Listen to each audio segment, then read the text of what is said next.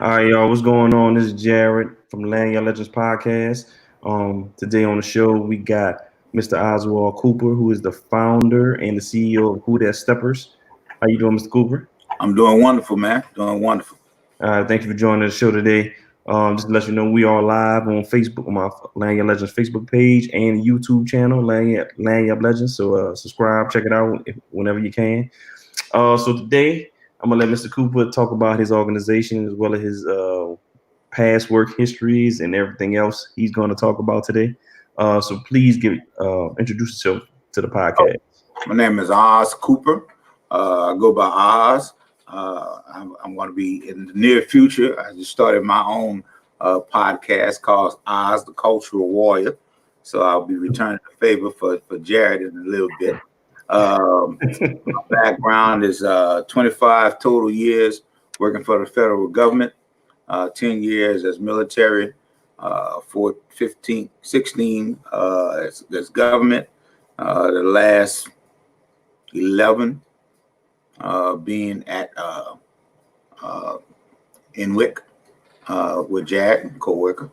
So, but where you want to start, bro? I mean, you can. I really want to go into this your whole path. So I know you worked you started out straight out of high school, then you go straight to the Navy. Go from the Navy, talk about what you did with the Navy a little bit, and talk about how you got into IT, working in the public sector, and then we could talk about how you got into Who That Steppers.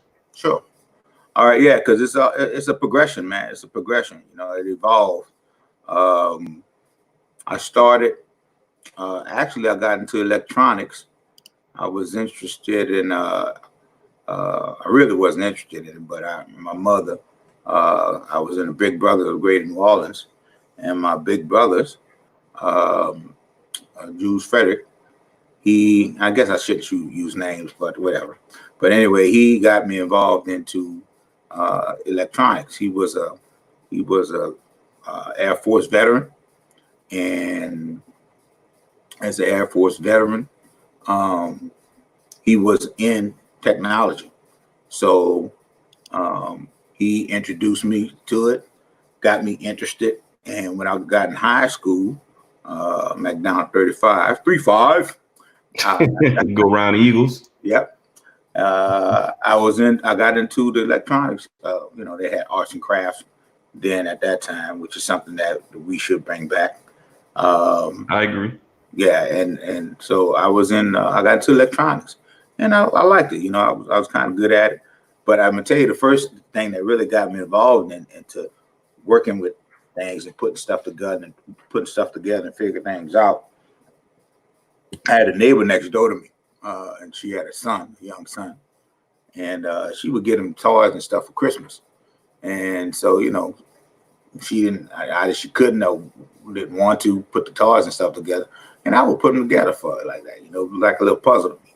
And I always been a nerdy type of little guy, you know what I'm saying? I was real smart until I got into high school and got interested in girls. I was on a house. And right. But when I got in high school, all that went out the window, man. I'd say 3 out of those 4 years were wasted.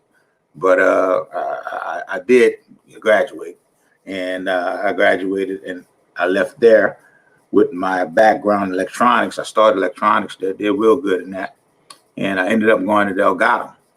All of my buddies was going to the military out of high school, and I was like, and they went to the Marines. And I knew one thing: whatever I was going to do, I wasn't going to be in the Army. I wasn't going to be in the Marine.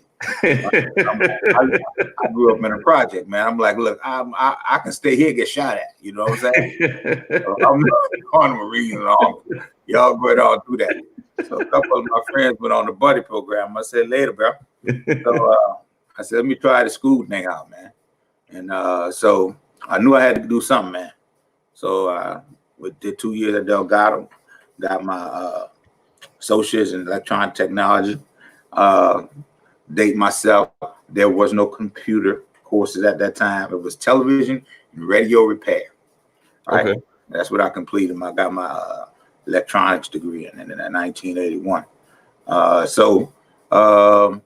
Got out, had a couple of jobs, man, and didn't pan out. So there was a commercial that came on. I'll never forget this commercial. Best commercial that the military ever did was, we don't ask for experience, we give it. You don't read it in the book, you live it. I said, oh, I think that's where I need to be, you know. So it's like that's what I did, and I tested. I did real well on ASVAB.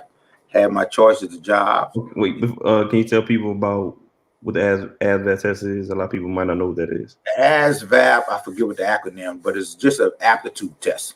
You know, you take when you join, when you go to enlist in the military, you take this aptitude test, and to see, you know, what possible your skill set that would fit with the jobs that they have. And so, you know, and if the higher you score, the more opportunities you have. You know what I'm saying? So I already had electronics background, and, you know, I did well in math always. So I pretty much had a choice of the top jobs. And so I actually was in their nuclear program. We score high. Oh, really? Yeah, I was in the nuclear program. But nuclear engineering? Huh? Yeah, nuclear engineering. And I scored high enough to get in that. Matter of fact, when I went to boot camp, you know, I got into it, but they punked me in boot camp. But then my recruiter say, look, man, no matter what you say, because I told him, I said, yeah, man, you know, I smoked a little reefer, and that was honest truth. When I got to high school, bro, when I got out of high school, I stopped smoking reefer. Cold turkey, right? I know, look, man, I had to get, you know, I got to get out of here. You know what I'm saying? So, and I told the recruiter that. He was like, no, well, man, all right, that's all right, but just don't tell, you know, if you won't be the nuclear program, just don't tell that to the, you know, when they process you at boot camp. So, and then, man, they did the good cop, bad cop on me and shit. And they came in there and like, all right, well, you know, if we find out, because you know we're doing background, if we find out that you had done, you know, drugs, it's gonna be a $5,000, $10,000 fine, and 4 many years in jail. And then they walk out the room, right? Now I'm old enough, right? You know, but a young kid, bro, you walk, it's like, oh man, so they leave you, they ice you, man. So I'm sitting, I'm thinking, okay, damn, man, I know they go back in my neighborhood, they know. You know, that gonna be easy to find out. So I told him, man, and the dude that processed it looked at me like, you know, like. So it took that guy. That's how I ended. But I'm gonna tell you, everything happened for a reason, man. Like everything in life, man. Everything I go through, bro. Like they say, what they don't. The Marines said, but it's true. Whatever don't kill you, make you strong, and that's what I found out. Everything happened for a reason, because once I got in, I had 3 positions. There was aviation technician, aviation electronic technician, fire control technician, and electronic technician, and all those were nuclear. So I took the fire control technician subs. And when I told him what I did, it was like, okay, now, man, you can't be a sub if you do drugs. So I came in as a fire control technician. What a fire control technician does is that, basically, I'm gonna speed this up, but what a fire control technician does is that they control the. You have 2 types. You have a missile type, and you had a guns type, right? 554 guns and Tartar and Terrier missile system. So I chose the missile system. And I ended up being a missile computer system technician. And that's how I got into computers, man. And I'm talking about, again, when they had ferrite cores, when they was doing Mylar tape, I actually know what bootstrap is. We actually had a bootstrap loaded that. So right. I started out with that, man. And I excelled in that. Was stationed and got a lot of schooling. That was the thing that I always tell young people, look, man, and I was old enough. I wasn't real, like I didn't come right out of high school. I came out of college. And so I was, I had a little bit of sense, and I had a little bit of idea what I wanted to do. And so what I basically looked at, okay, how much I want something that's going to be able to, I can translate that to a job when I get out, So that's what I did. I looked at it and I said, okay, well, I picked these three. I ended up in electronics. Ended up doing pretty good. So I ended up being a fire control technician. Actually, the fire control technician missiles. They changed it by the time I got out to fire controlman. But I was a fire control technician missiles. I did. We had about 2 years of training, and that was the thing. I was called what they call a 6YO. At that time, you had 6 years obligated service. You could do that any way you want. You can do the straight 6, or you could do 4 and 2, 3 and 3, however you want to do it. You talking about you can go active and you can go to reserve? Right. Okay. You split that up. You got 8 years of obligated service. 6 for me now, I think it's like 8 for these guys now. They really screwing these kids. But it was 6 years obligated service. And because I signed up for the advanced electronics field, that's how I ended up doing 6 years, because 2 of those years I was really in training, and it was very good training, man. And I actually went through the training. I went to the fleet, was on a destroyer, went through the ranks there, got off the destroyer as an E6, and I ended up going back to the school where I got my electronics, my computer class, missile computer plot class. You said you was an E6? You said you was an E6? I was E6. That was equivalent to like a sergeant, right? Like a staff sergeant. In the Army, like a staff sergeant. Okay. So you was a master chief, though. You was a senior chief. No, I was just in the Navy, that would be a petty E6, a petty officer. Okay. Petty officer. Gotcha.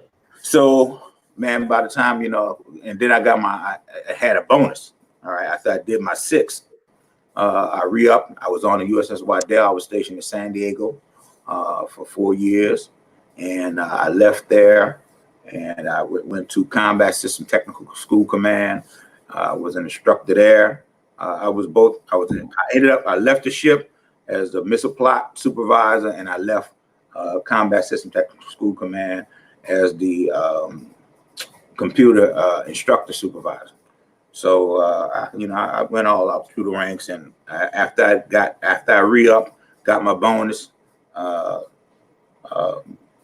bought a house in California in Vallejo. And when it came time for me to re-up again, they was trying to dangle that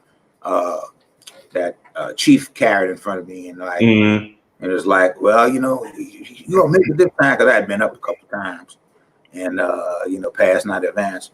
So when I didn't get it, and they wouldn't guarantee that I would get, I said, see ya, I'm out of here. I got what I wanted. And I did pretty good, and I got all comfortable, man. I had my own place and everything, bro. So I just said, see you. So after I got out, I stayed in California I got out in 91. I stayed there for another 4 years until they shut the base down. When they shut the base down,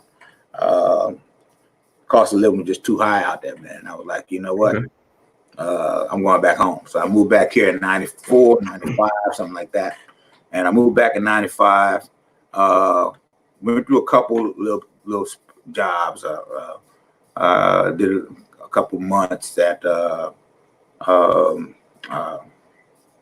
I forget what it's temp job. It was some temp computer, but I was doing a lot of computer. You're doing a lot of IT jobs. Yeah, a lot of IT jobs. Now you got to remember, when I got out in 91, the PC was just getting out. Just coming out. The PC was just hitting the workforce. PCs, yeah, it was just coming out. So, matter of fact, when I was stationed at whatchamacallit, they had, because when they came out, they had guys, people were buying them, and this is the thing about technology. Whatever the computing power is, the price don't change. The computing power, like what I paid $1,500 for then was the state of the art at that time. You know what I'm saying? So like, you pay $1,500 for a computer right now, you go get a pretty decent computer. So when it came out, man, and I was working on we had and it's funny now, man, how like we got terabytes and we got 500 megabytes. We like, woo, man, I don't feel this. So we got 500 megabytes. So I came out. So, but I cut my teeth on all that stuff, and like I said, man, I was we actually worked to the component level. We troubleshoot to the component level. So I was real interested with computers, and those are pretty much like toys to me. But when I became an instructor, I had to write evals, and that's when I really got into the software and stuff. Because at the time, there was software out before WordPerfect that everybody was going to, right? And they was working on on that, and I introduced them to WordPerfect, the Office Suite, and so I started. And that's where my writing skills developed at, because I started having to write these evals and everything. And so the time I had got out, and when I got out, one of the part-time jobs I did in Vallejo, I was an instructor. I was teaching the WordPerfect suite when I got there. So I was teaching at the adult learning school, like Vallejo, this is Vallejo, California, right? California, yeah. So when I came here, that's one of the things I did part-time too. I was working at by that time everybody had moved on to Microsoft. So I did like Microsoft Office 4.1 or something like that. With 4 point. That's way back there. That's way back. Okay. And but I was doing that at CompUSA. So I was working at CompUSA, still in computers, and I left that temp job. For our younger audience members, CompUSA back in the day was like Best Buy is today. Yes, that is so funny, man. And at that time we thought we never thought CompUSA would be gone. Like that was ever. So I did that, and then I had the worst job, and I said I'd never do that again. I worked for the bank. I was working for the bank, and I had got married, and so I needed better, more stable income. So the bank position opened up. That's what opened up first, and I took that, and I hated that, man. Mm-hmm. Them suits and things, man, it was like so wound up and everything. And I wasn't actually working on computers. I was working on the credit card swipe machines. Okay. And that's when I got my first cell phone, because Bell South had came out with the cell phone. And just to show you guys, I'll be talking about it a little later, depending on how long we're on. But when the cell phone first came out, man, I didn't want to have nothing to do with them, because I knew from in the military that if you had, like at the time, they ain't had no phones in the military. What you had is like the duty keys. So if you had duty, you were the one they need to get, like somebody got locked out or something. They would be calling you with the duty keys, right? You had to go run around, try to, get people. Now, like, man, I do not want that ball and chain, right? But when I was working for them, that was when the casino boats were really popular. So they had these ATM machines, swipe machines, on the boats. So I was on call. Now, I'll never forget, I got my first cell phone. It was Bell South, right? And it was a flip phone, and they called it the communicator. I'm gonna tell you how, and all this stuff got start coming together. We start putting together. I remember, like, I used to be a real Star Trek fan. The first original Star Trek, and when it came out, they had a little flip phone, and they called it the communicator. The same thing, and I was like, wow, blew my mind. If you look back in time and history, all the stuff that was science fiction is is reality right now. You know what I'm saying? Right. So I got that first cell. I just said that I got that first cell phone, and they'd be calling me at 3 o'clock in the morning, to get up and go and fix these damn slot machines, the ATM swipe card machines, right? Because they're money. So I was like, man, you know what? I'm sure gonna get out of here, as soon as I can. So opportunity presented itself. That's how I first got involved with, before they were SPAWAR, they were work. I was over at Poland and Dauphine. It was the NAV RASFOR, Navy Reserve Force. And I got on with them as a contractor. And that's when my career started with government, working with them as a contractor. Okay. Actually, when I left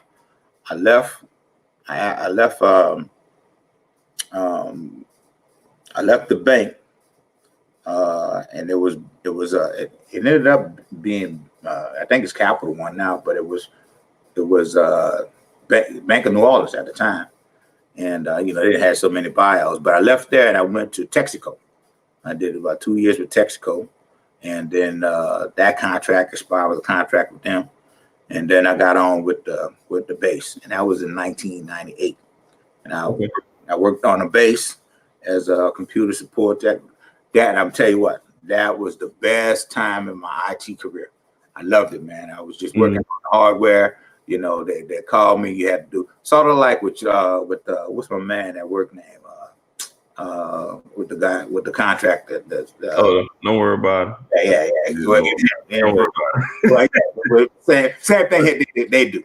So right. They call them the CRTs. Yes. Yeah, that's what I was doing. I was doing that type of work. Loved it, man. And all of a sudden in 2003, man, not all of a sudden. And there's a story, a backstory for that. But I ended up getting laid off. They canceled contract after we migrated. After we got them all migrated from they had two NMCI, Migrated from Novell.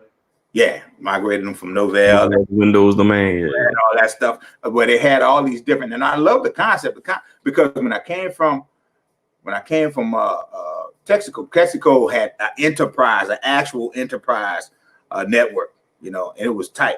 You know what I'm saying? They was communicating people all over the world. You know, it was tight. You know what I'm saying? So I'm thinking I'm going to the government. You know, this is an upgrade, man. I got that. Everybody had their own little kind of little networks and stuff. Networks and stuff. You know, so I thought it was the right idea for them to go to NMC. I said this makes sense because you know this ain't working compared to what I came from. There was a step down.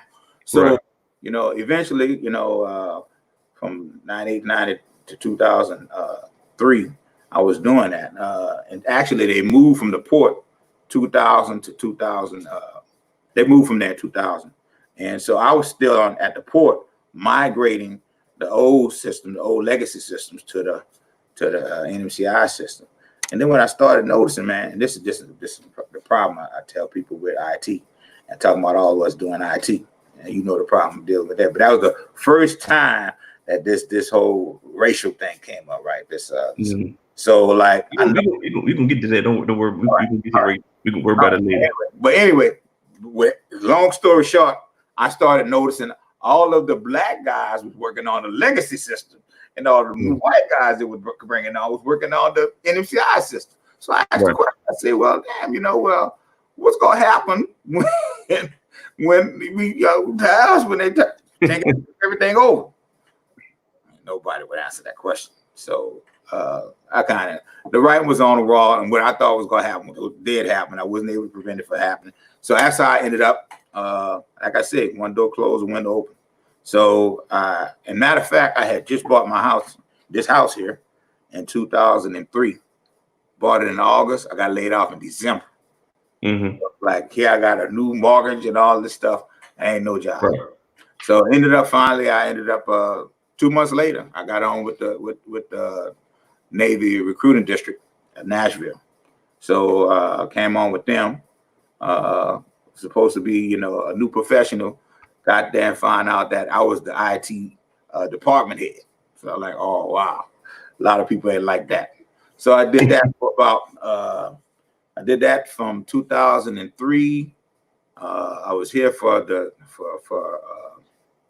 I was in Nashville for Katrina. That was a nightmare because I had to try to do that while I was away, working at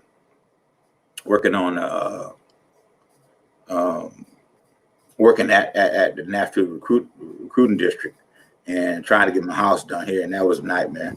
So did that from 2003 to 2006. Same deal. All right. So we was migrating. I migrated the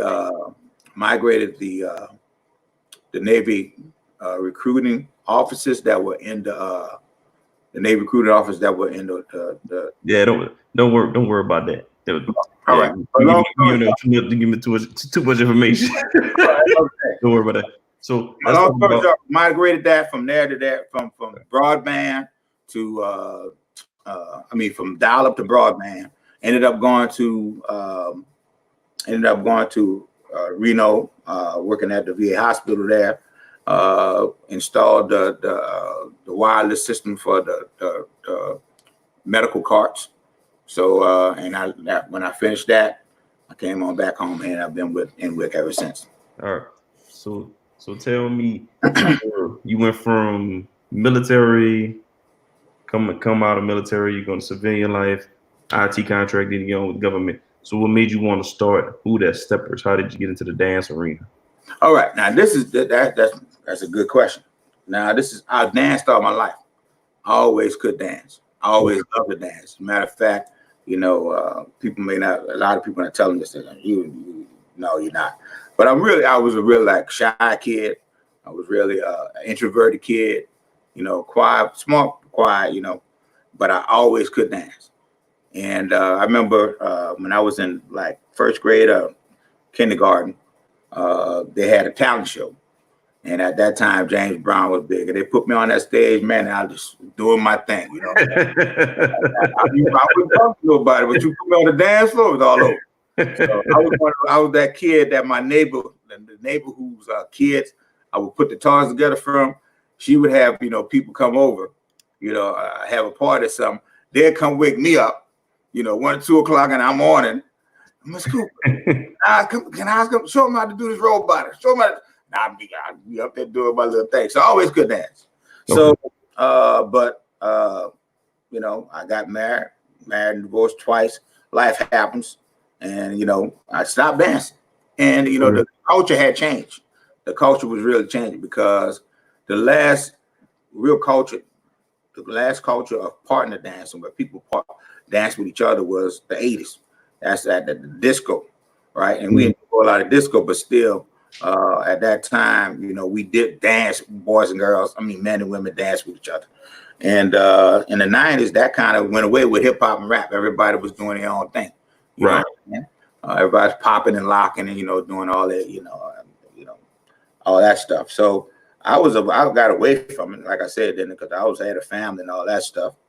And so this one kid, good friend of mine's son, who was a kid when I met him in Vallejo, he'd been telling me, he'd been saying, "Unc," he called me Unc, right? He said, "Man, you got to come out and do this, check out Step. You Step." I said, so at the time, I thought he was talking about fraternity step. I'm like, man, I'm too old. Okay, yeah. I can do that. Until R. Kelly came out with Step in the Name of Love. So when he came out with Step in the Name of Love, I thought I knew what I was doing, just like everybody else. R. Kelly took a lot of creative license, right? Because step side to side ain't stepping, right? And as a matter of fact, the stepping community, they like that they put the spotlight on Chicago and stepping, but they didn't like the fact that what he was telling them that was stepping wasn't stepping. All right, so finally he got me my friend's son.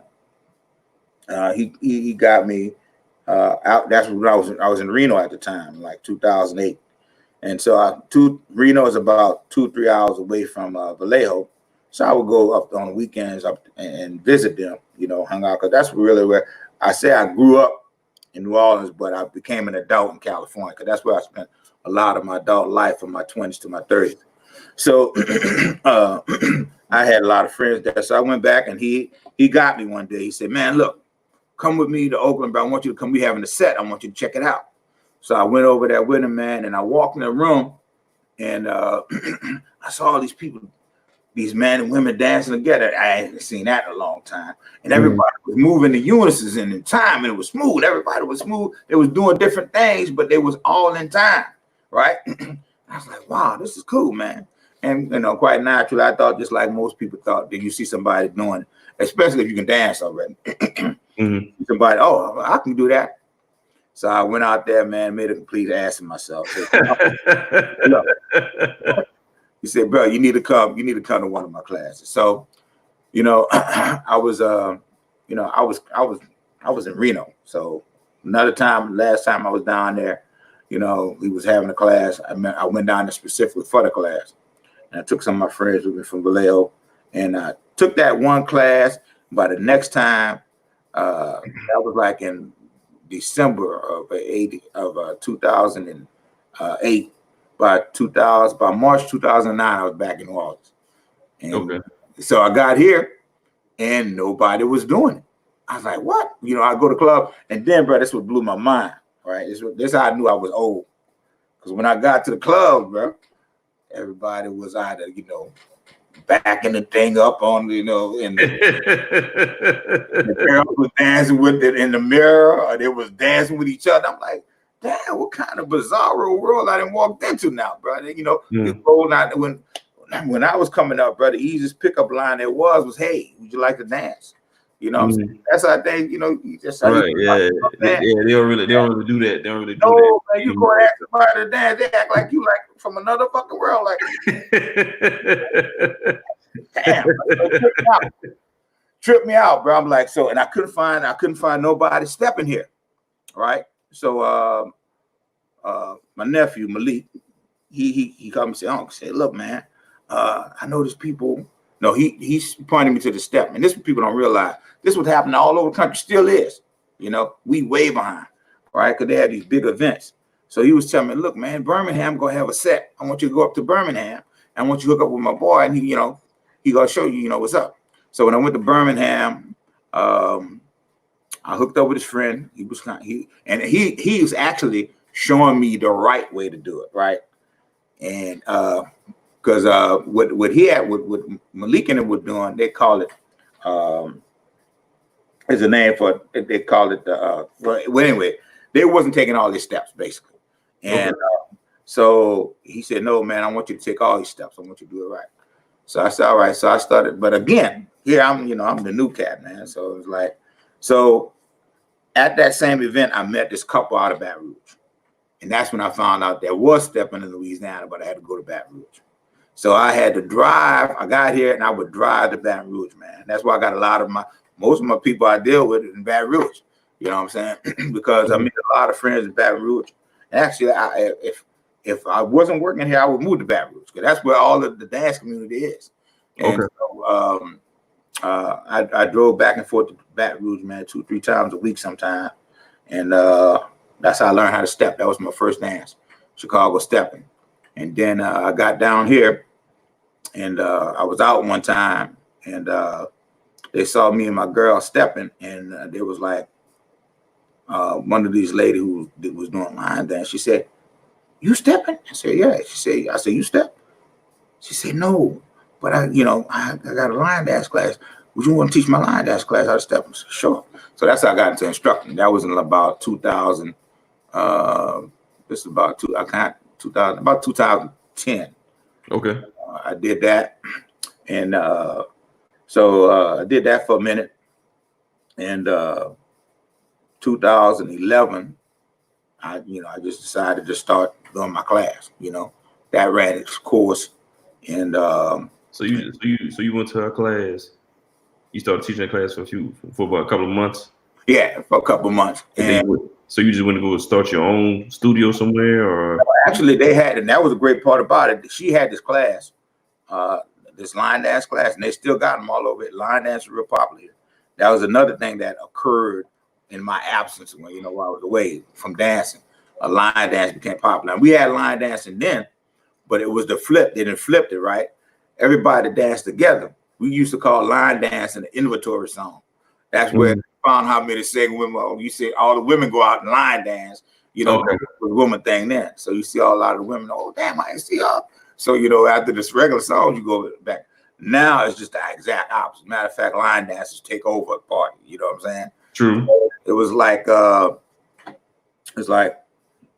I moved on from that. And I got certified in 2012. We had started a group. And there was one of the great things about stepping, like I said, we travel all over. So there was this set in Atlanta that I went to, and they have it all every year. They have it. I forget the name of it, but they do this set every year in Atlanta. And when I first started, I was very frustrated. And this is what I tell people from my own experience. I was very frustrated because I really wasn't getting it, and a lot of the instructors they're really not teachers. You know what I'm saying? Not put no shade on, but most of them are dancers. And Okay. you can do a thing, don't mean you can teach a thing. And what I found, this is why I do my class the way I do. I found that, you know, a lot of the attention was being focused on the women, right? Because the guys was, you know, because the women want to dance and they turn them and twirl them and they do all, and they have them doing this, but the guys usually was just stand up watching. You know what I'm saying? They wasn't really giving them their instructions. You know what I'm saying? So it was like after that, when I said, you know, when I start teaching, and I didn't think about it, just kind of evolved. But what happened after that, I met some people. As a matter of fact, at that Atlanta joint, what kept me involved with, I met some advanced stepping females, and they pulled me on the side, you know, one of the last after sets we'd have, and they worked with me, and then I really started to enjoy it. And so I started meeting people all over the country, right? Traveling to these different locations, Detroit, Chicago, California, Seattle, you know, going to these different sets. And there was a guy started an organization called the International Steppers Association. And he found out about he found out about West Coast Swing. And there's this old lady, cool as hell, Skippy Blair. Skippy Blair is a legend. Skippy Blair is on Wikipedia. She started what's called West Coast Swing. And she has this school. She had this school called Swing World.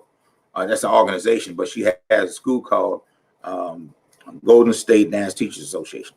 So this guy, what we're trying to do is standardize the teaching process in stepping, all right? Because what you found was that everybody had their own methodology of teaching. So I took that, got certified in 2012, and I've been doing my own thing pretty much ever since. But New Orleans is a tough nut to crack. You know, I tell people that, you know, all the time. You know, you can they don't call it the Big Easy for nothing. You know what I'm saying? Because if they don't get it in a couple of weeks, and stepping it's an advanced, it's a really high art form. You know, swing dance. All of this stuff started and originated with Lindy Hop in the early 1920s. And all of these dances originated from that. And they be calling different things. And what you'll find is a divide in the community, right? You have like, and that's why I didn't take Liberty, was doing this already. But what we have is a whole genre of dance that we created, right? Along with the music, jazz, that we don't really support and know about, right? And it's powerful. Music and dance are so powerful because it brings people together, right? And what I try to bring is try to get the community to realize, look, man, we can't, you got, you know, hip hop and everybody popping lock, but you're a spectator. You know, this is one of the problems we have. They say, I heard someone say recently that sitting is the new smoking, you know, especially for older people. Because the more sit and active and sedentary you get, the more your body deteriorates. And so swing dance is a thing that everybody can do. Anybody can do, you know, and it's movement. And it's because you're always, you know, you're out actually moving your feet and you're on the floor. People, when you start learning, it's slow, just like with anything else. You don't, you know, people look at athletes and they look at entertainers and they see the final product. They don't see everything that go into that. You know what I'm saying? That nobody knew until Michael Jordan told the story how he didn't make his basketball team. But that's what made it. See, he had that innate talent, but what it was the work. He had to put in the work. And that's with anything. And that's how swing dance is. And I think that's my biggest challenge.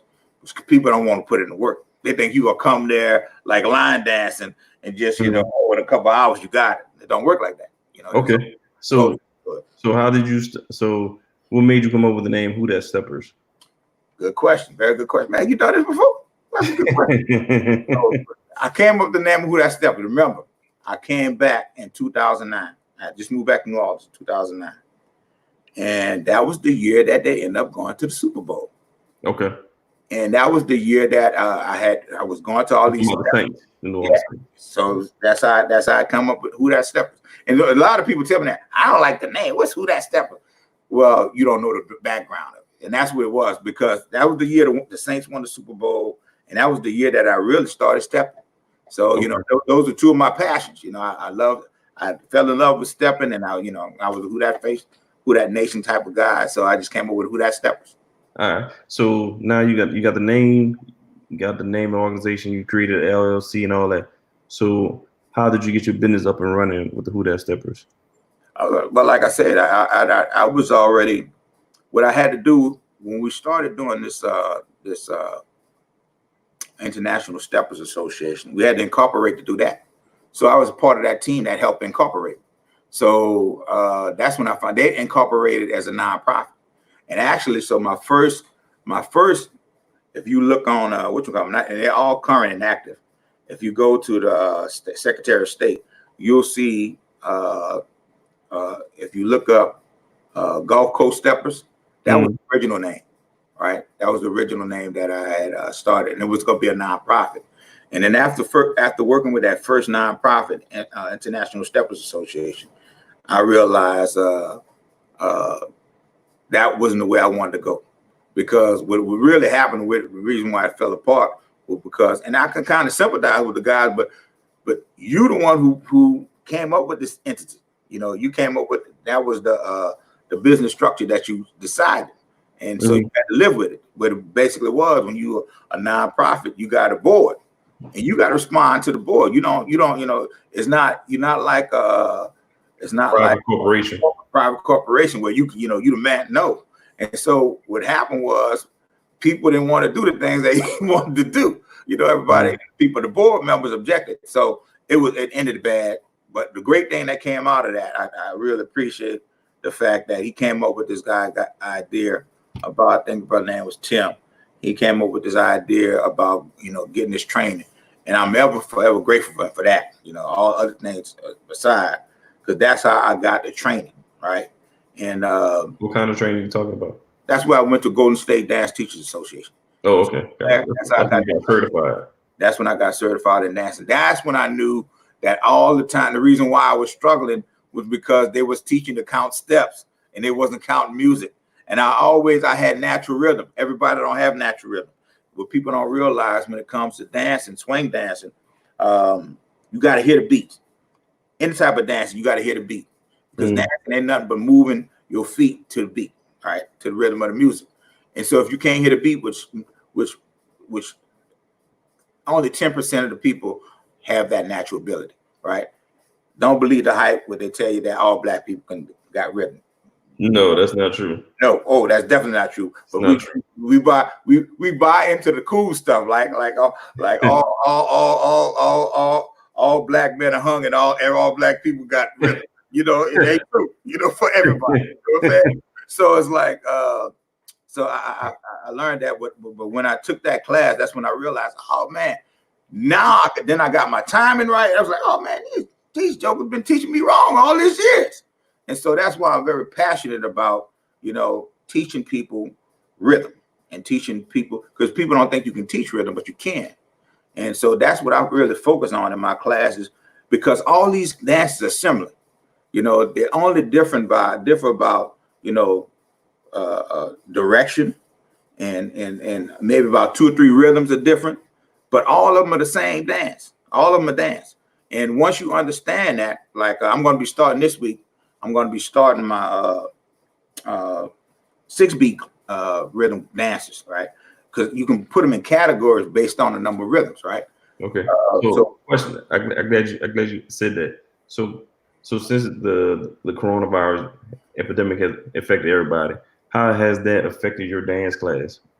Shut us completely down, man. As a matter of fact, we just had a meeting with Nord. Nord is one of my greatest sponsors and supporters. Nord. If people know Nord is Nord Department. Yeah. So and they hire us to teach. Now, a lot of people It's not a problem. You know, it's not a problem. It's not a challenge in New Orleans. You know, is that, you know, we are so used to, you know, getting things given to us. You know, you got to invest in yourself. You know what I'm saying? And like, so one of the big problems that I have in the class is that, okay, look, I can teach you the basic stuff, but people want to be like Dancing with the Stars. They don't realize people have to invest a lot of money and time to getting that good. You know what I'm saying? So, you know, I use NORD as a that is my introductory class, right? Okay. But because of the coronavirus, and that completely shut that down, because dance is really, it's called social dancing. That's the point. That's one of the point I always try to make to people, that look, this is social dance. You got 3 levels of dancing. You got social dancing, you got competitive dancing, and you got professional dancing, right? I'm not trying to teach everybody to be competitive. I'm not trying to teach you to be a professional dancer. This is social dance. And the whole idea is come out, have fun, move, get your body moving. You know what I'm saying? And it's slow in the beginning because you got to learn the fundamentals. You know, once you learn the fundamentals, the theories, then you can move on to more complicated moves, more complicated things. Matter of fact, one of the things that I try to do is I don't try to do, but I do, is I teach you the theory, and you can create your own moves. You know, you don't have to try to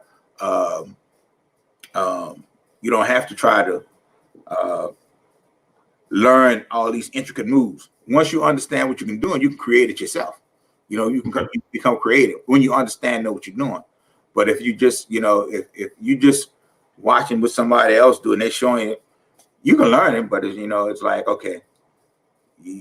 And especially in an environment like here, where you don't get to dance a whole lot and see a whole lot of variety, you're gonna struggle. And one of the things that's because I get out and travel, I don't get out and dance enough, you know. But I have the knowledge, and I always tell people that I was a dancer before I was a stepper, and I was a teacher before I was a dance instructor. You know what I'm saying? So, and that's the skill set that everybody don't have before they come to this. Okay. So now you created who that step is. One of your biggest supporters is Nord. So what is a typical class like for, I guess, somebody brand new who's trying to come in and learn how to step? I'm glad you brought that up, because like I said, that's my introductory class. I tell people to come to that class if you want to check it out, see if it's something that you're interested in, all right? And if it's something that you're interested in, then you can go on to more formal classes, right? As a matter of fact, that's what I was just transitioning to. I had just started. I was teaching out of. I was teaching off of. Man, I hope they don't hear this. I can't remember the name of the community center that I was teaching at, but it was off of St. Bernard and Broad. You talking about I know what you're talking about. Say, but no, not. You talking about the Autocrat, not the Autocrat, but it was down the street from the Autocrat, off St. Bernard and Claiborne. Man, I know what you're talking about. I can't think of the name. I used to hold classes there, and so right before this all went down, matter of fact, in 2019, they closed their doors. And so I was looking for another place to host my class, and I found it. And we were supposed to be starting our classes in April, and that's when all this stuff hit in February.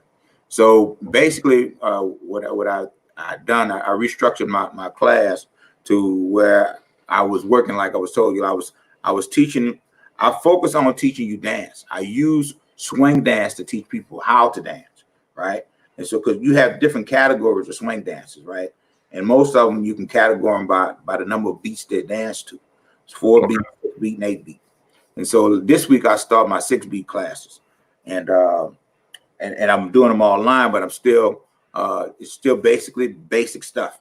I teach beginners, you know what I'm saying? But if you're advanced or intermediate, you could still learn something, because I was intermediate, And that's one thing I tell people. I don't like this whole system. Another thing that they do in the urban swing dance community is that, okay, they everybody wants to get titles and find out where they're at, and you really can't do that. You know what I'm saying? They want to, oh, I'm intermediate, I'm advanced, and you really can't. You don't make the designation that way. The way in World Council of Swing Dance, that's Skippy Blair's organization. What they do, they have a whole system, and this is where this is the direction, this is the model that I'm trying to do for our community. All right, what you do is that they have competitions, right, and you compete in competitions, and as you gain so many points, right. So like if you like, matter of fact, when I got involved here, I was doing West Coast swing with a couple here, and I got into the novice category. Won first place in both categories as a novice, right? So what happens is you got to get 100 points. When you get up to 100 points and competing, that means you got to finish first, second, or third, or something like that. When you get up to 100 points, then you move on to the next category. So now you've done the work to show that, okay, look, and you got evaluated. Some judges judge, okay, well, yeah, he's ready to go to the next level. For somebody to just, your instructor to say, oh yeah, if you can't execute all of the moves and you don't understand, the concepts, you're not really ready to move on. And that's eventually where I want to go to, where I'm holding competitions. That's a long way out. That's probably be the next generation, but that's how you really can gauge what your level is, right? So when I won that novice, that automatically put me in the beginners, right? Then you go from novice to beginner, from beginner to intermediate, from intermediate to advanced. And but you got to do that by winning points. You got to win competitions, and that's how you know how really good you are. And there's what they call Jack and Jill. When you do Jack and Jill, what Jack and Jill does is that if you do it correctly, when you do Jack and Jill, if you do it the way the World Swing Dance Council does it, what you do is you take two people who don't know each other, right? It's not your partner. You know all your moves and everything that you do. So that's when you can really tell if you can dance. And I tell the guys in my class all the time, they always won't dance with the same person. They won't dance with their wife. You're not really, if you can only have confidence in dancing with the same person, you don't really know what you're doing. You know somebody who know your routine, right? Right. So what you do is you dance with different people. And when you do a Jack and Jill, you dance with somebody you don't know, right? And then you get graded. And then you swap and you dance again with somebody else you don't know. Now, in our community, they've done Jack and Jill where you stay with the same. That's not a Jack and Jill.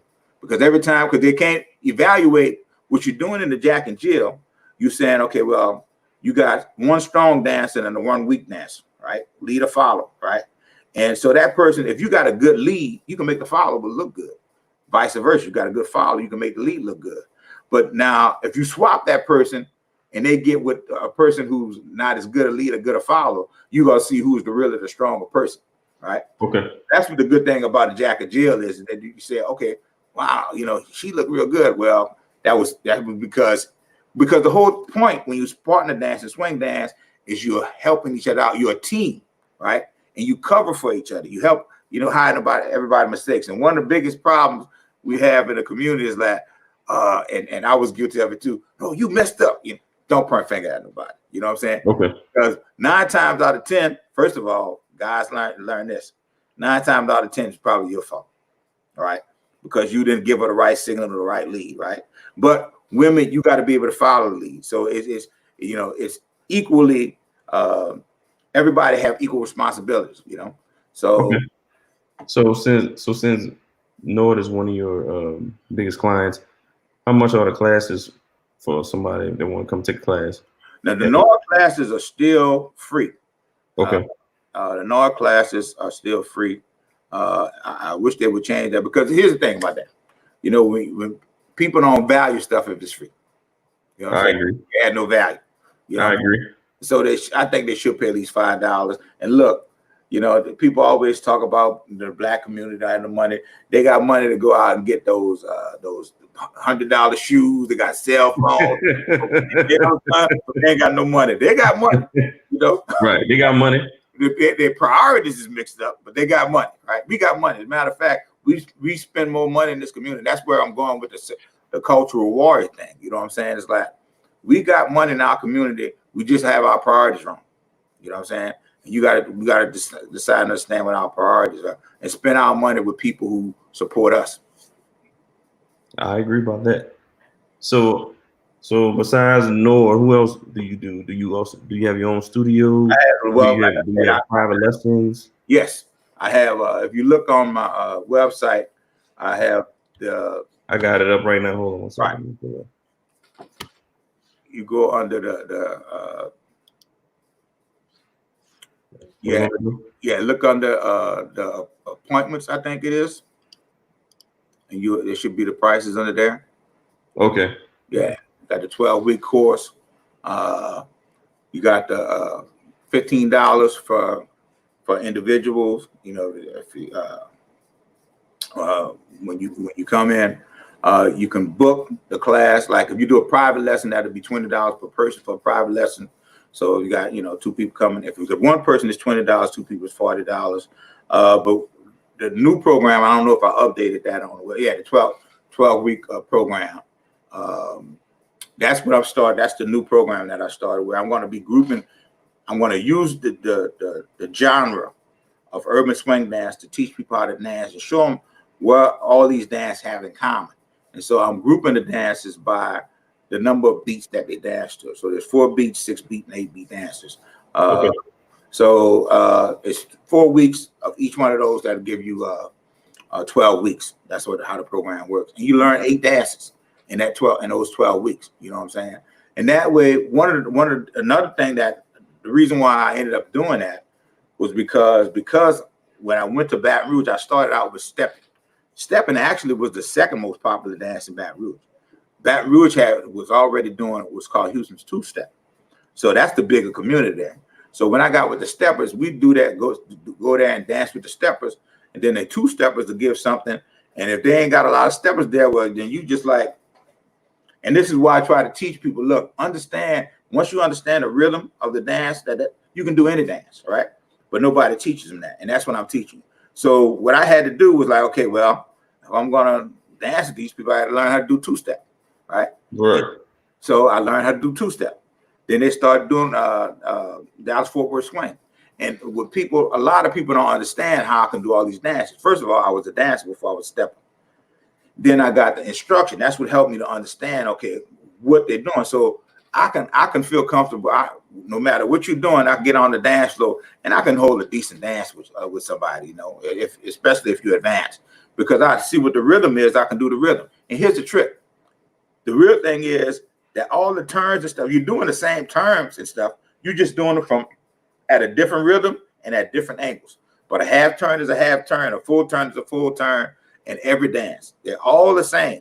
So once you understand that, if you learn how to do a half turn, a hammer lock, and all these stuff in one dance, when you do the next dance, you already got the repertoire, you know what to do. You know what I'm saying? And guys want to get all fancy. They want to do all these twists. I said, look, you got 2 hands.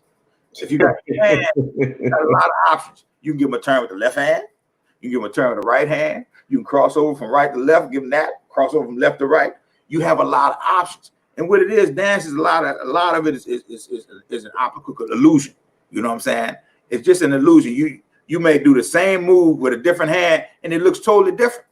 You know what I'm saying? But it's the same move. But to the spectator or to the lay person, it's like, wow, you do that. And once you look, it's just the same move. I just did it with another hand, from another side. That's all, Okay. So you have these programs. So what is your main goal for teaching dance? My main goal, that's a good one. The main goal is unity. Unity. The goal is to teach, first of all, for us to understand and value our culture, right?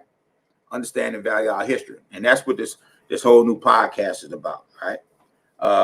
And when Black people say this, oh man, not only do white people get scared, but Black people get scared. Revolution. They're like, oh, that nigga talking about revolution. Oh, that nigga talking about a revolution. No, but Gil Scott Talking about unity. That's all we're talking about. Unity, yeah, but it's more than unity. But with revolution, you can have a violent revolution and you can have a non-violent revolution, right? And what Gil Scott Heron was saying, that revolution would not be televised. What he was saying, it won't be televised because the revolution got to take place here, right? And so the first thing that you have to do, two of the most important things that, matter of fact, they took it out of the classroom intentionally. You know, a lot of the stuff that has happened to us, we think it's just happenstance and politics. No, this is planned, right? To do this, right? We have to learn that history connects people, a group of people, to a place. Culture connects people to what they do, right? And to give you an example, look at the European culture, right? They're from Europe, right? And you have to think about the European culture came from what was feudalism. Feudalism. You know, there was a warring culture. There was an aggressive culture, right? They fought between each other, between themselves for territory. It's all about land, right? And before there was capitalism, that's what it was about. It was about feudalism. It was about, all right, now look, how does any one person own any land? The land, the creation is for everybody, right? But what you would have kings who would get land, right? And then you'd have the landlords would get parcels of land for fighting for the king, right? And then you had the peasants who had to work the land for their own subsistence, but the landlord and the king, it was what basically what we got going on, capitalism, right? You had a class, you had a class system, you had a class system, and that evolved from feudalism to the Industrial Revolution, and then that came to capitalism. But the thing that made capitalism work was slavery, because the best thing about in order for you to have capitalism, the capitalism is, you got to understand. Look, economics 101, and look, I got a D in economics coming out of 35, right? But the one thing I learned from Miss Johnson, boy, is that the easiest way to increase your bottom line in capitalism is labor. You cut your labor, that's all profit, right? Right. But if you don't have no labor, right, you got to have capital, right, to invest in machinery and stuff like that, right? You need that to do the job. But if you have labor, you don't have to pay labor, that's straight profit, right? And eventually, you know, people came around to the idea, what a light bulb came on, to have people in indefinite servitude, something wrong with that. You know what I'm saying? Make a living off of somebody, you know, and get mad because they don't want to do work for nothing. You know what I'm saying? And then they call us lazy, but you're trying to get us to work for nothing. You know what I'm saying? Right. So it really evolved to the point that we're at now, man. And that's what my podcast. I'm glad you got. It was a nice little progression, man. Right. My podcast, bro. So what's can you tell people the name of your podcast? The name of my podcast is The Culture Warrior. Okay. Yeah, it's about the Second American Revolution. It's gonna be a cultural revolution, and with that's based on one of Dr. King's last messages he had the year before he died in '67, and he was saying that what we really need is a revolution of values. That's what we need, is a revolution of values, and basically that's what culture is. Culture is the values, the belief systems of a group of people, right? And we have a cultural economy. Our economy is based on the values, the beliefs, the traditions, the customs of the European culture, right? Which was exploitive, you know, because it started out with exploitive. It's individualism, and it's exploitive, and that whole culture was just about, you know, oppression and aggression. You know what I'm saying? And that's the culture that we live by to this day. You know what I'm saying? And what's happening, the bad part about it is that, you know, and this is the reason why I do this cultural warrior thing and use dance, is because the saving grace, let's put it this way, the one thing about Jim Crow and segregation, right? It was unintended consequences, right, of slavery and Jim Crow, was that it gave us a common bond, right? It gave us a history that united us, right? And on the flip side of that, the civil rights movement and the civil rights passage of the Civil Rights Acts, the unintended consequences of that was it dissolved that common bond that we had, right? That common history that we had. So you agree that what's the word? Integration amongst blacks and whites and other ethnic groups damaged our black community and our black wealth. What happened was that the ruling class was able to infiltrate, and this is what they do, right? What happened with that was that they use all of those institutions like the media, right, to transform that from what African Americans would really wanted. We didn't want to integrate and live with white people. We wanted the same resources. We wanted access to the same resources. We paying the same taxes, but y'all taxes go to better schools and stuff than what we got. So instead of them, and this stuff could have been ended a long time ago. Instead of them, the reason why I ended up to integration was because they wouldn't give us the same resources. So we're like, okay, if you want to give us the same resources, let us go to your damn schools. So y'all got the resources. You know, that's how that came about. You know, black people in the civil rights movement, what they really wanted was integration. They wanted to integrate that power. And that's the problem right now. White folks don't want to give up that power. You know what I'm saying? And Frederick Douglass said it best, that power concedes nothing without a demand. And one of our biggest mistakes that we did with Obama is that we didn't demand anything from it.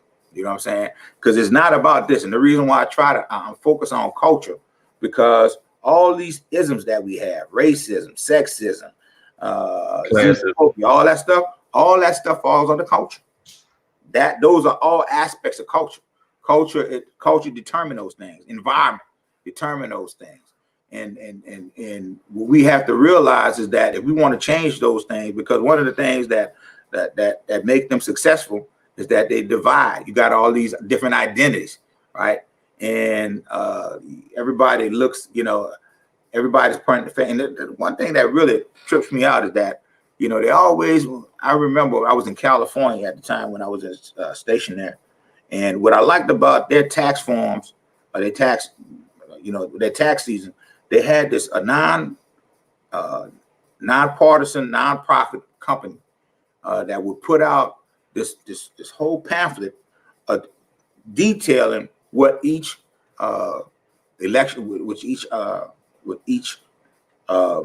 campaign issue, broke them down, pros and cons, so that you knew what was going on. But in the very back of it, I like that part of it, because you can read it, and you can say, okay, that's what that's about. Okay, well, I'm gonna go for this, right? And this was way before the election. But the back part, this is what really, blew my mind.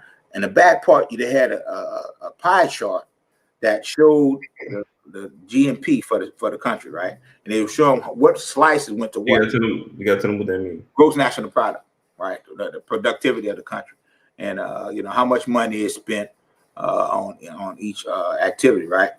And you had and it's still pretty much, it ain't changed much. Matter of fact, it's gotten worse. Most of the money that this country spends is spent on military, right? Mm-hmm. And the next after that, would be social programs, right?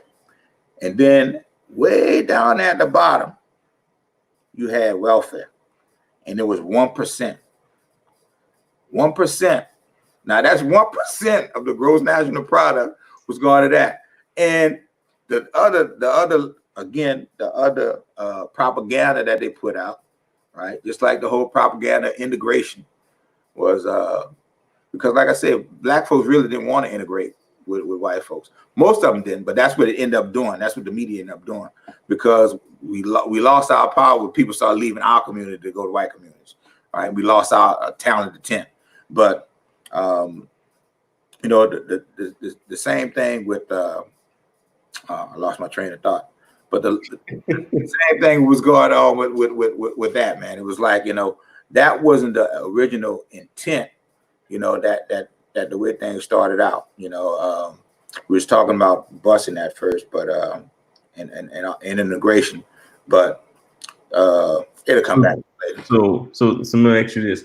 So do you believe that for people in our community, our culture, that we need to own more businesses? We need to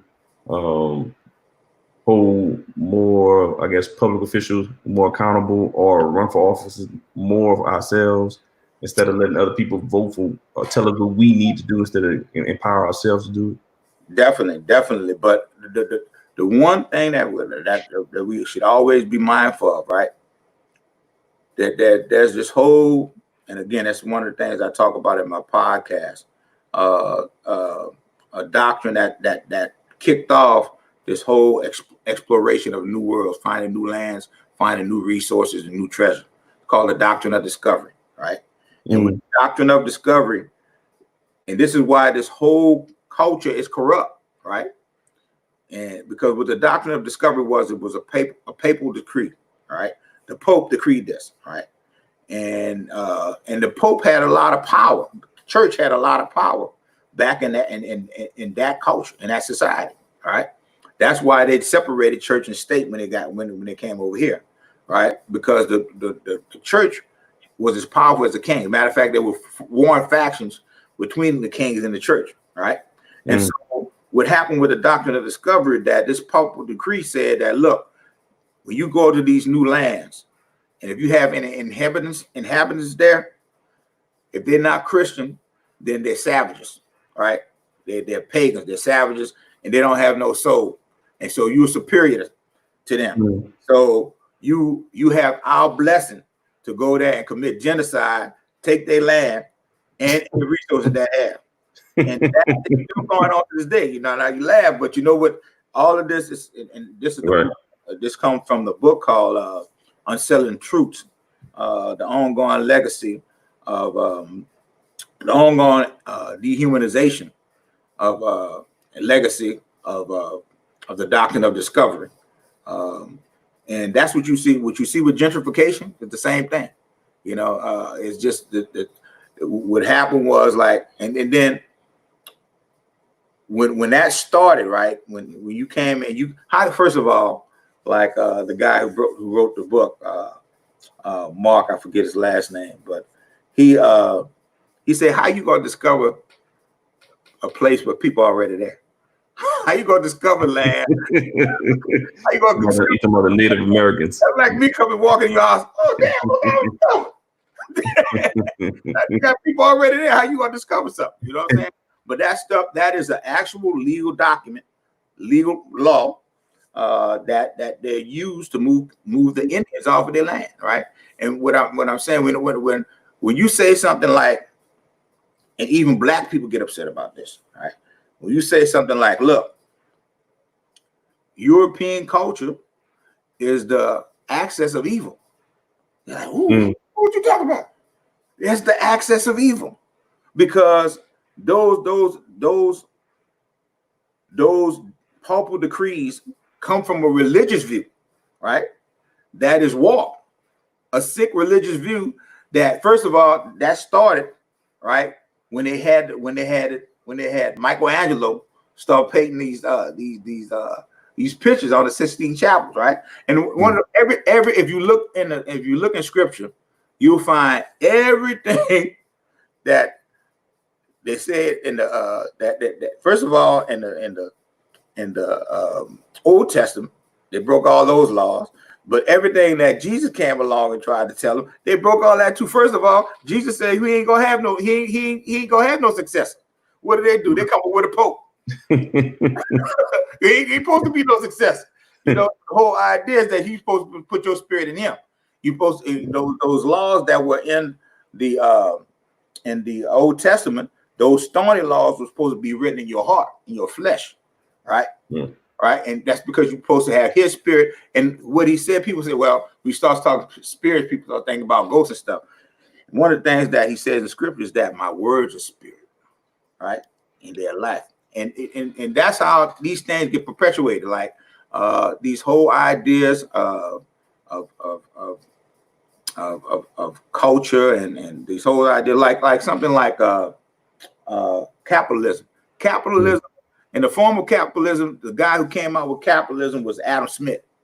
This is not what Adam Smith envisioned, right? Adam Smith, and that's what I'm saying. You was talking about businesses, right? Yes, it's a good idea for us to have our own business. And look, we had commerce. What I'm saying is people don't understand that African culture had commerce. You know, one of the richest man ever in the world was oh man, you talking about the Moor King? No, Mansa Musa. Okay. Yeah, richest person ever. And what happened was he was a Muslim. He was a lot of the people in Africa was Islamic, and so he was making his Hajj, his trek to Mecca, and he brought all of these. You know, he had all these fine jewels and gold and stuff. And he went to Mecca and he had to go through Europe and they saw that stuff. And it's like, man, and so that's when they knew they had riches in Africa. Africa is one of the richest resources all in the world, right? Right. That's why they exploit Africa. That's why they exploit the Western Hemisphere. That's what they were doing. They were leaving because Europe didn't have all the resources that they had. And what happened is that they had expended the resources that they did have, right?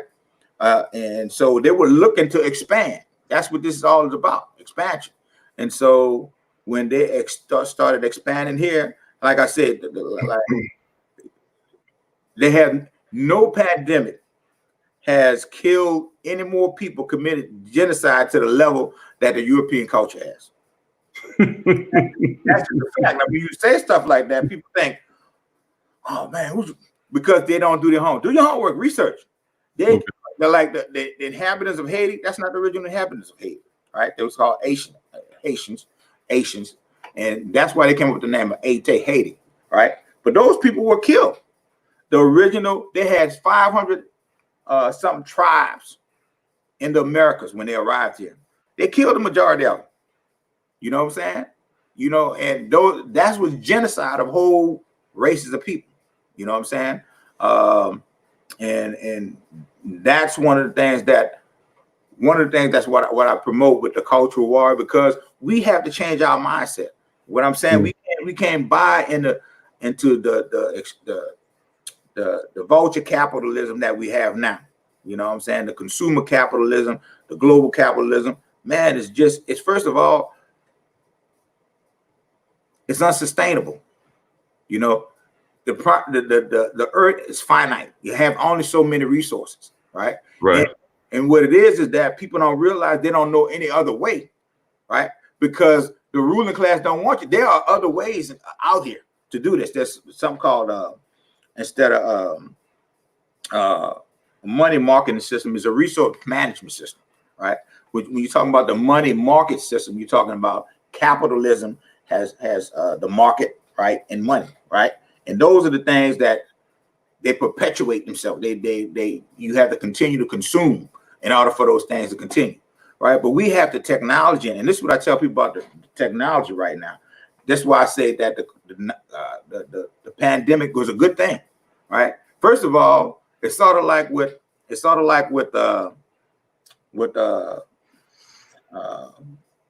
man, I don't know why I had these brain farts. About to say Sojourner Truth, not Sojourner Truth. Harriet Tubman. Sounded like what Harriet Tubman told. She said I could have freed more if they didn't know there was a slave. And you know, right now, people are slaves, right? We are slave mentally, right? Carter G. Woodson's talked about that. You know what I'm saying? When you teach a man how to think, you don't have to tell him what door to go into. And that's just not for black people. That's for other races. Especially for other people. But for us too. You know what I'm saying? And so, you know, that's the whole rhyme and reason of that for us to understand, first of all, our history, to know that our history didn't begin here in this country, right? That's the one of the things that people always try to throw out at us.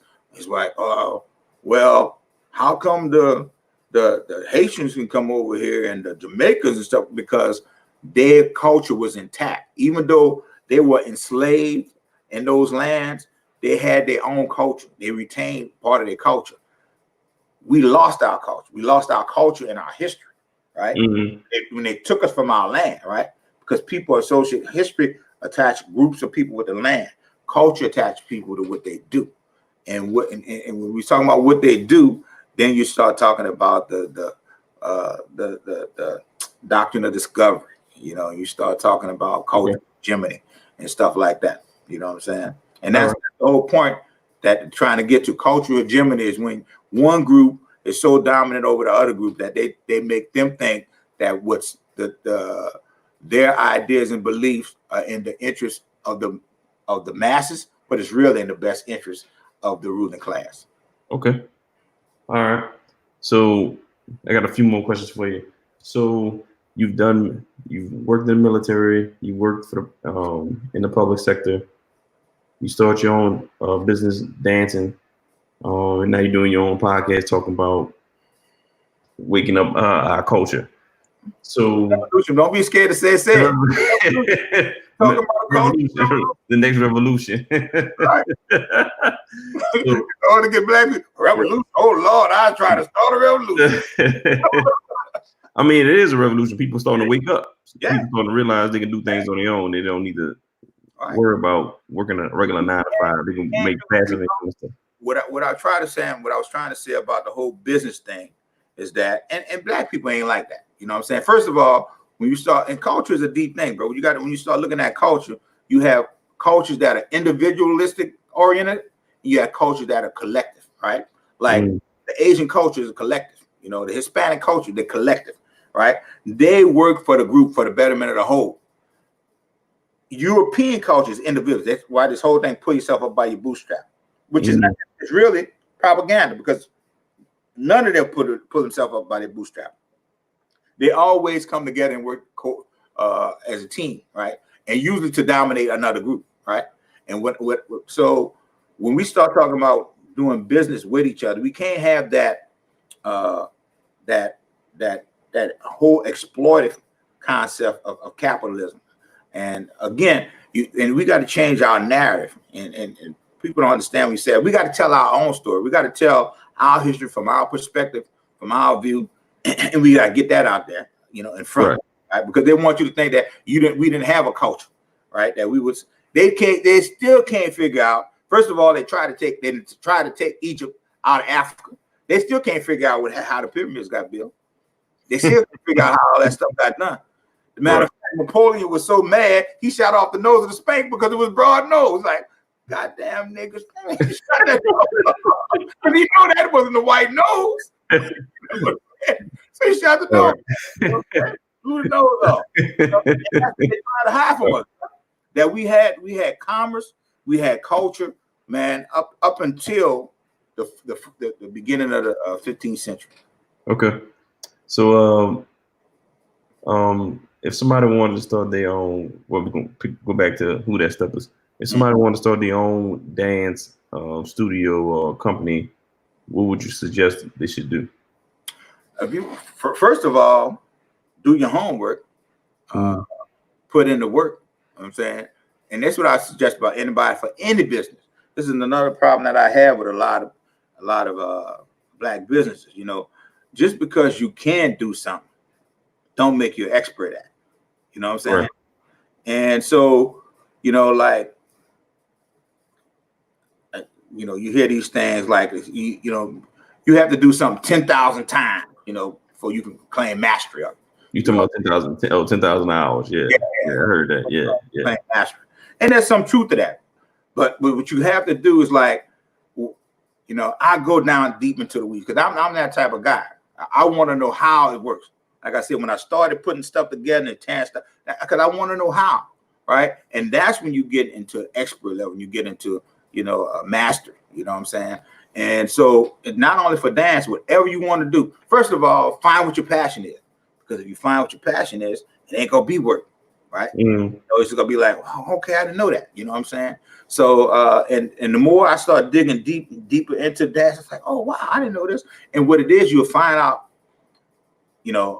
all the things that are relative to dance is readily transferable to everything else.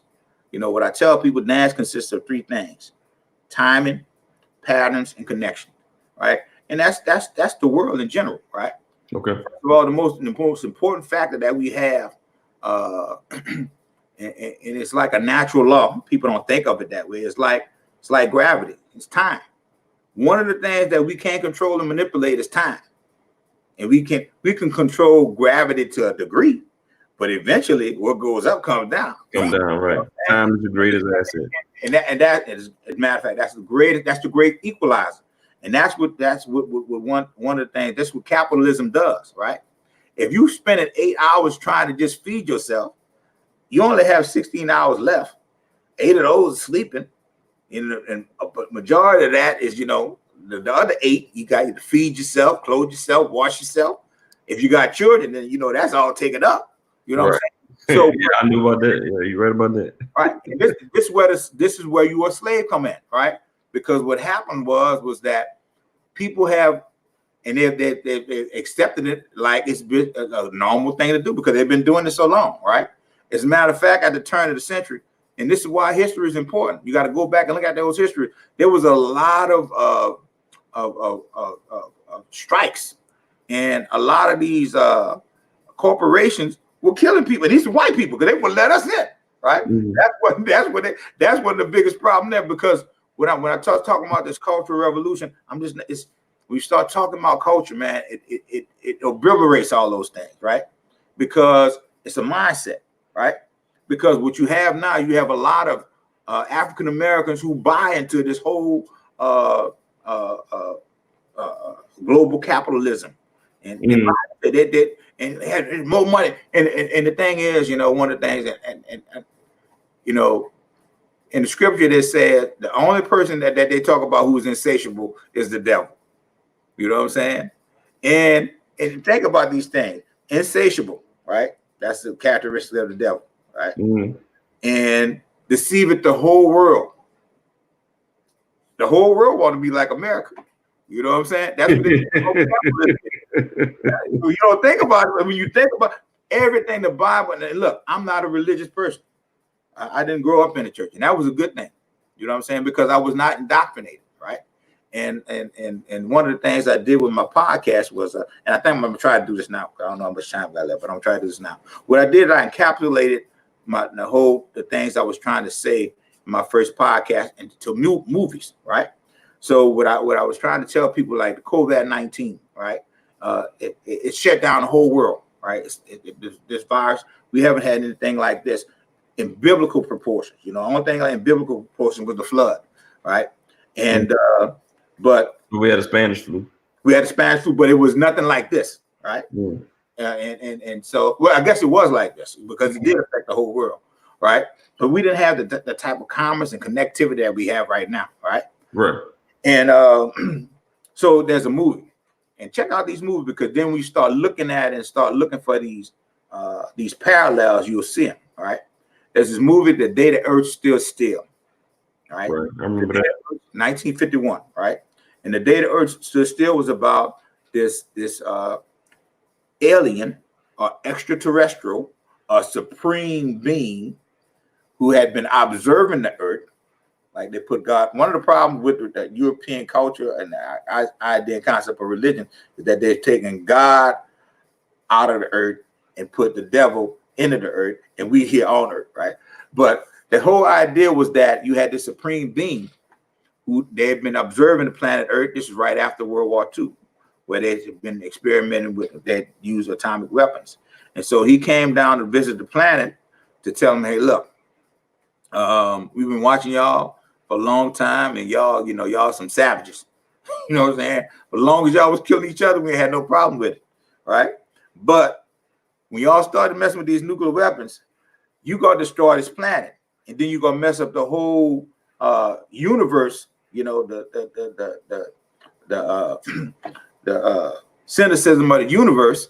You know, you destroy this planet. It's gonna affect us. So he was coming there. He came there in peace to tell him, right? Of course, what the first thing they did, they came out with the army and everything, right? And so they he was bringing them a gift to show of his technology that he was going to give to the leaders for them to take to the leaders. Well, before the man got off of before he got out of the whatchamacallit good, they shot him, right? Some soldiers panicked and shot him, right? And they destroyed the technology he was going to give to them, right? And so they ended up taking him to a military hospital, right? And they were going to try to help. Now, this man, he's a superior being, right? If you got technology to fly down to, you know, from way out where he was in space to here, you can't keep him in a room in a hospital, right? So he was in a hospital, and what they was trying to do was the U.S. sent their diplomats there, right? And of course, they were going to try to keep him there, right, so that they can get his military secrets. So what happened was he got out of the hospital, and he met this. Right. I saw the movie. Well, yeah, I saw the movie. People I'm talking to, they don't know. You might saw it, right? Okay. What I'm saying, different concept, right? So what happened was that he met a scientist, and when he met the scientist, you was gonna do this on your podcast? Yeah, I did on my podcast. I already did. Okay. Well, don't tell him listen to your podcast. All right. Yeah. All right. Yeah. But basically, that's what I'm saying. That one, I'll tell you the moves. The Water Worlds. The second was the Water Worlds. The Day the Earth Stood Still, the Water Worlds, and the Matrix. And that will give you, if you stop looking at it, and that's what I'm saying, you know, like they got misinfotainment is what we have with television, all this stuff, because these things are all distractions, right? And so if you just look at the movie for entertainment purposes, fine. But if you don't try to see the parallel, because a lot of the stuff that they put in the movies, especially now that because all that stuff is integrated with the military industrial complex, the entertainment complex, all those things are integrated. So they're getting these ideas. They always got these ideas from the movies, from these people working on military projects and stuff. You know, that's how a lot of these concepts of movies come up. So look at the movies and just try to relate them to. Most people don't think that deep. That's another thing. One of the things that they destroyed with the school system is critical thinking. That's another thing that I think is important that we got to teach. And you get this from the arts. You get this from because when you have to learn how to play music, when you learn how to do sports or anything, especially when you're working with a team, you have to go through stuff. You have to endure. You have to persevere. You have to show grit, right? And that's one of the reasons why they took sports out of schools, especially the urban schools, took sports out, took arts out, because those things are molding the mind, right? And making you critical thinkers. And that's what they've done over the past 50 years. That's one of the things I talk about in my podcast. All this stuff isn't just an accident. All this stuff is planned. Okay. It's not a conspiracy theory, right? Right. I agree with that. Data. Yeah, I got you. Data, you can go look at the data, right? Is that something I just throw together? It's there. Just go back and look at the history. All right. So tell people how to follow you, listen to your podcast, take classes on your Who's There Steppers. Man, Jared, first of all, I want to thank you, brother. Look, we need more brothers like you and me. And not only like what I like you said, what I thought we was going to initially do is bring that other brother back on. And look, man, one thing brothers don't do is we don't talk enough to each other. One thing, the reason why a lot of black women get as far as they do, because they talk, they network, right? Right. And they communicate, right? And they're great communicators. We have to become better at that, right? We have to become better at sharing, our successes and our failures, because being able to be vulnerable is a strength. It's not a weakness, because if nobody ever tells you your weakness, your enemy go exploit it. You know what I'm saying? Right. We have to talk to each other and work together and keep sharing with each other. But I think that is important for us to do as black men. Well, speaking on that, Don't forget to tell them that we also help our organization with the Silverback Society. Definitely. That's it. Yeah. That's another way that we give back to the community, and that's molding young minds. And people can't if they can't see it, they can't perceive it. If they can't perceive it, they can't believe it. You know, you got to see it first. For because you can't conceive of something that you have never seen before. You know what I'm saying? Right. So if you don't see a successful black man, how you know what that's like, what that look like? Exactly. And so that's why you told me about the Silverback Society. That's why I got interested and joined and volunteer as well. Right. Because they have to see this out here. And what the other thing too is that's what allowing ourselves to be vulnerable. Like one of the things that Lord tells us is, look, man, don't just go in there and talk about what you did. Tell them about how you got to be where you are. Right. Tell them the obstacles. Tell them the setback. Tell them all that stuff. That's what they need to hear. You know what I'm saying? Don't tell them all the good stuff. You know what I'm saying? Leave out all of the work that you had to put in, all the obstacles that you had to overcome. Tell them about all that, because that's what they're gonna be first facing, and even worse. You know what I'm saying? I really am empathetic and sympathetic to, I'm glad I grew up when I grew up. That's all I say. You know what I'm saying? Because we had the benefit of a lot of things. We were more. We still, although look, there was never 100% unity in the black community, but we always pretty much in that same boat. I don't care, how much money you made, your ass couldn't sit in the front of that bus. It unified us. And that's what I'm saying. Right. That was unintended consequences of that, right? And the opposite with integration, civil rights movement, that people, the talented intent that was in those communities that was willing to make that lead to lead us out of that, they went to the white community. You know what I'm saying? And then again, so now there go our not only our intellectual resources, but our actual financial resources. Going to another community. So we have to start looking inwardly. And start coming together and doing business with each other, but not exploiting each other. Right. So tell people where they can follow you at. Listen to your podcast. So you can find me on my my podcast. It's on Anchor FM, Culture Warrior. You can find me on Facebook as you can find me on Facebook as Who That Steppers in New Orleans. You can find me on Twitter as Who That Stepper, LinkedIn, Who That Stepper, without an S, just Who That Stepper. Twitter and LinkedIn, it's Who That Stepper. Yeah, I think those are the, and then my website, whothatsteppers.com. All right, man. Thank you for joining the show. Thank you for this opportunity, man. I really appreciate it, because we got to do more of this. And like I said, I'll have you on my show the next time. All right, appreciate that. All right, y'all. Good night. Thank y'all for listening to the Land Young Legends podcast. We'll be on the podcast. Make sure y'all follow us on all our social media platforms. Y'all know what it is. Thank y'all again. Good night. And look, you can choose. You can choose. You can't choose your parents. You can't choose your friends, but you can't choose your culture. All right. Good night, Joe. All right. Thank you. Thank you, babe.